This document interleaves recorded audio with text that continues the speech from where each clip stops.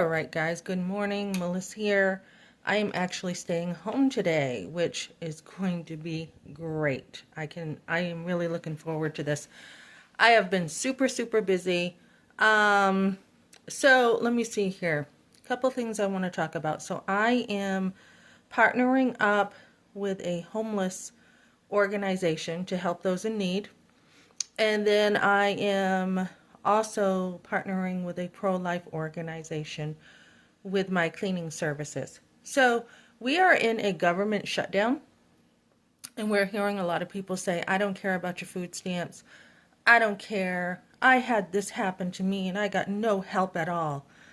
Look, guys, there is a system in place for a reason. We are to help those in the government who have needs. We pay into it, and that includes we are also able to use it. Okay, that's the other side of it. So people who do get food stamps usually do pay into it. They are usually working.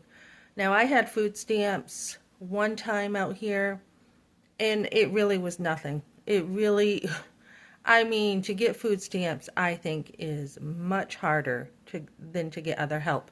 So, what do we do with this broken system, guys? The point is, we have a broken system, and a lot of people are willing to throw stones at one another. Well, why are you getting this? And why are you getting that? And this woman's like, I had a son in the hospital for a whole month and didn't get any help. And I didn't plan this. And I'm a single mom and I didn't plan this. Well, you know what? You also made choices too, right? You also made some choices. So I did not plan on being divorced, but it happened, okay? So what do you do about it? You get back up on your feet.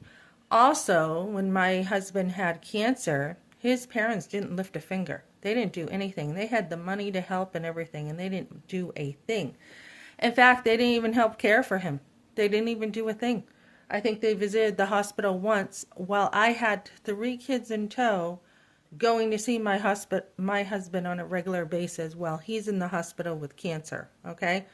Not only did I do that, but making all the doctor's appointments for him, calling, about everything, including 5 years after with the catastrophic illness program, plus all the CAT scans, plus all the appointments when he was in remission. So don't tell me that help for people isn't needed, because it is. So, I mean, we had bills that was out of our control. Probably over 100,000 easy. I mean, just an imaging place was like 25,000, and they wrote that bill off at Christmas time. Thankfully, we were a young family. There's no way we could have had that much savings that soon. I mean, that was only, let me see, I was expecting my third son, so that was in 96. We were married in 91. So that 5 year marriage, area. I mean, how are we supposed to save 100,000 that quickly? So it was actually smarter to take the catastrophic illness program. So these programs are here for a reason. People like to be divisive. People like to be like, well, why should I pay into the tax system while you get help? We have a tax system there for a reason. We are supposed to help one another. And as a matter of fact, it's not there enough. People are like, oh, you get food stamps. Food stamps is nothing compared to how much people need when they're down and out in a broken system. Food stamps is nothing. So when I had gone to the city before to get some help, because my husband lost work, he had workman's comp, which didn't pay much during the cancer, they didn't help. They're like, well, will your parents help? They actually expect you to go to your parents.